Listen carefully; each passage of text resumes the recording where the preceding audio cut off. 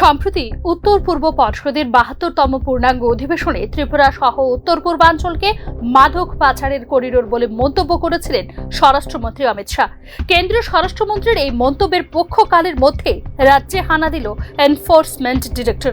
শুক্রবার রাজ্যের বিভিন্ন জেলায় একযোগে হানা দিয়েছে এনফোর্সমেন্ট ডিরেক্টর বা ইডি। মূলত আর্থিক অনিয়ম ও মাদক পাচারের সঙ্গে যুক্ত সন্দেহভাজন ব্যক্তি ও সংস্থাগুলিকে চিহ্নিত করে সংগঠিত করা হয় এই অভিযান। এদিন সকালে ৬টা থেকে শুরু হওয়া এই অভিযানে তল্লাশি ও বাজেয়াপ্ত কার্যক্রম জারি রাখে এনফোর্সমেন্ট ডিরেক্টরেট। অভিযান চলাকালীন সময়ে আইন শৃঙ্খলা রক্ষা নিশ্চিত করতে মোতায়েন করা হয় বিপুল পরিমাণ নিরাপত্তা বাহিনী।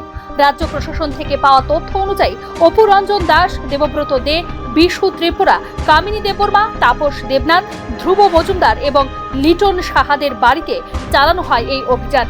আগরতলা এমবিবি ক্লাব এলাকা, নন্দননগর, নতুননগর, বক্সনগর সহ বিভিন্ন স্থানে সংগঠিত হয় এই অভিযান।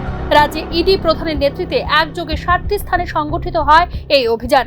এক্ষেত্রে প্রায় 250 জন সিআরপিএফ জওয়ানকে নিয়ে সংগঠিত করা হয় এই তল্লাশি অভিযান। উল্লেখ করা যেতে পারে, মানব পাচারের বাড়ন্তের কারণে গত বছর রাজ্যে দুবার অভিযান চালায় ন্যাশনাল ইনভেস্টিগেশন এজেন্সি বা এনআইএ। এরপর 2025 সালের শুরুতেই মাদক পাচারের বিরুদ্ধে সংগঠিত হলো এনফোর্সমেন্ট ডিরেক্টরেট বা ইডির অভিযান। Bureau report, news now.